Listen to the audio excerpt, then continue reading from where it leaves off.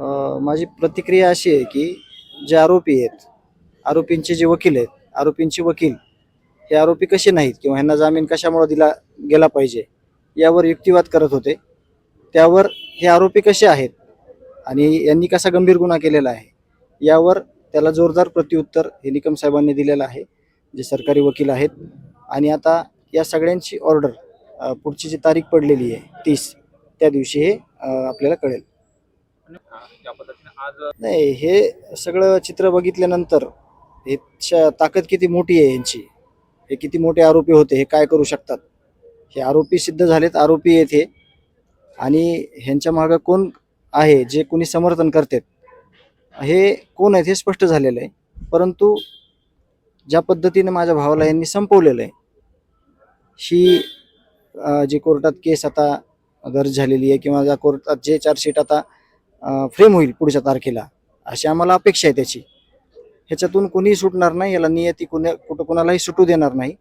आणि आमची हीच अपेक्षा आहे की आम्हाला लवकरात लवकर न्याय मिळावा आणि तो मिळेल अशी आम्ही अपेक्षा ठेवतो. संघटित गुन्हेगारीच आहे ह्याचं तुम्हाला एक ऑफिशियली उत्तर देतो की आत्ता सुद्धा मी प्रामुख्यानं म्हणतो की जे पदाधिकारी आहेत पक्षाचे, ज्या पक्षाच्या कार्यालयात ह्या सगळ्या मिटिंगा व्हायच्या, आता देखील पक्षाचे कार्यालयातले काही लोक ज्यांच्याकडे पद आहेत तालुक्याचे, लाडकी बहीण योजनेचं पद आहे, जे जवळीक आहे ह्यांच्यासोबत, हे सगळे लोक ह्या कोर्टाच्या एरियामध्ये किंवा कोर्टात प्रामुख्याने येतात. म्हणजे हे किती मोठं जाळं आहे आणि हे जाळं कोण तोडू शकतंय आणि कोणी तोडलं पाहिजे ह्याचं उत्तर वारंवार मी दिलेलं आहे.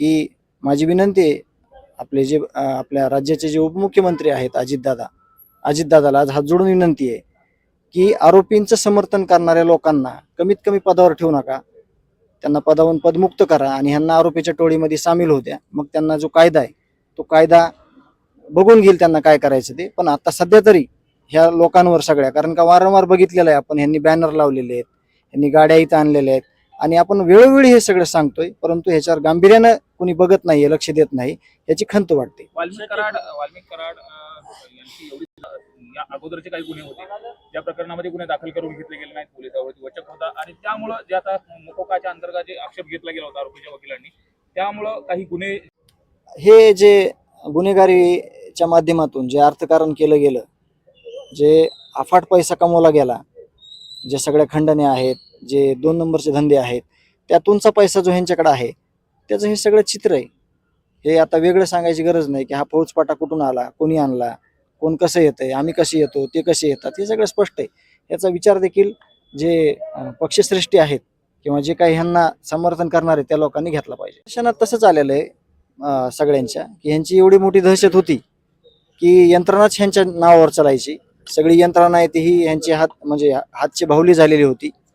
आणि हे स्पष्ट झालेलं आहे वेळोवेळी.